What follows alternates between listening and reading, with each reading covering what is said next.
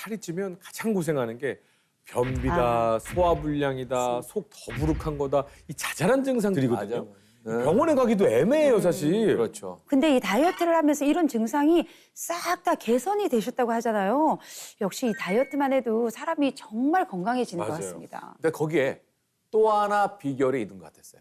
아까 영상 보니까 미라클 푸드가 나온 것 같은데 맞나요? 네, 맞습니다. 오늘의 미라클 푸드는 바로 카무트 효소입니다. 오. 카무트 효소.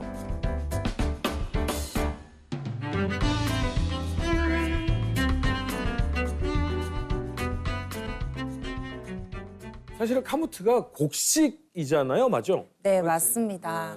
카무트는 무려 6,000년 전부터 고대 이집트에서 재배된 고대 원시 곡물인데요. 재밌는 사실은 카무트를 처음 발견한 곳이 이집트 왕의 무덤인 피라미드라고 합니다. 그러니까 피라미드 발굴 과정에서 작은 씨앗 하나가 발견돼서 이걸 캐나다에서 심어봤더니 무려 4,000년간 잠들어 있던 씨앗이 싹을 틔운 거죠.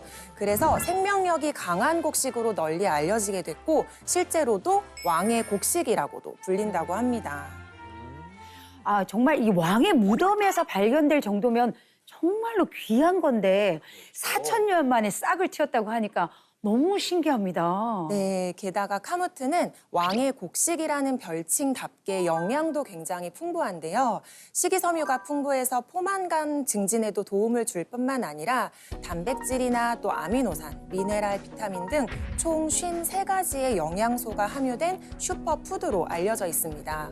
그래서 미국 타임지에서는 가장 건강한 식품 50가지 중 하나로도 선정된 적이 있고 우리나라 농촌진흥청에서도 주목해야 할 10가지 고대 작물로 카무트를 꼽기도 했는데요.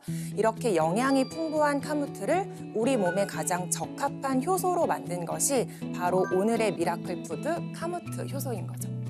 근데 선생님, 카무트만 해도 진짜 영양소가 풍부한 곡식인데 왜 이거를 효소를 또 만들었어요? 우리 몸은 끝없는 세포 활동과 화학 반응으로 유지되는데 이 과정에서 촉매 활동으로 관여를 하는 게 바로 효소입니다.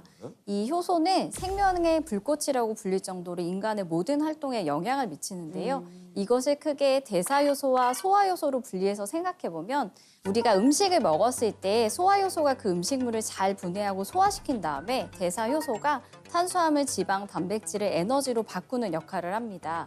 그런데 이 대사효소와 소화효소는 총량이 정해져 있어서 음식물이 잘 소화가 되지 않으면 대사효소가 소화의 그 에너지를 다 써버리게 됩니다. 그럼 자연스럽게 대사 능력은 점점 떨어지고 조금만 먹어도 쉽게 살이 찌는 몸이 될 수 있는 거죠. 저는 저녁 먹고 나서 이 소화가 잘 되면 그게 금방 살이 찌는 거다라고 생각했는데 그 반대네요. 네, 맞습니다. 또 소화효소가 부족해서 음식물을 잘 소화시키지 못하게 되면 원래는 배변으로 배출이 돼야 하는 음식물들이 분해되지 않고 우리 장기에 오래 머무르게 되겠죠. 그럼 이것들이 부패하는 과정에서 독소가 또 쌓이게 되고 내 장이 점차 쓰레기장과 같은 환경으로 변하게 됩니다. 그럼 장에는 유익균보다는 유해균이 왕성하게 번식을 하게 되면서 비만을 비롯한 각종 질병을 유발하게 되는데요.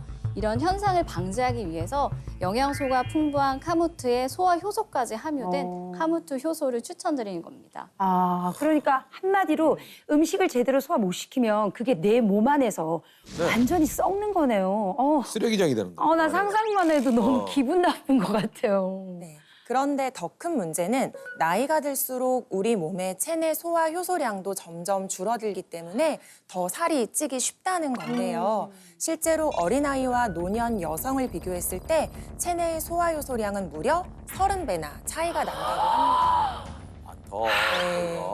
그리고 또 우리 한국인들은 사실 탄수화물 섭취량도 정말 많잖아요. 네. 주식인 쌀 이외에도 면, 떡, 빵은 물론이고 또 이 시기에 우리가 가장 즐겨 먹는 간식들인 붕어빵, 너무 맛있어. 네, 호떡 등이 전부 다 이게 탄수화물 덩어리거든요. 근데 이 많은 탄수화물이 체내에서 잘 소화되지 못하면 장내 환경은 점점 더 망가지게 되겠죠. 그래서 인위적으로 탄수화물이나 지방 흡수를 차단하는 방법은 신체의 흐름을 방해하기 때문에 건강한 다이어트라고 볼 수 없고요. 제대로 소화를 시키고 또 장내 독소를 배출하는 게 정말 중요한 겁니다.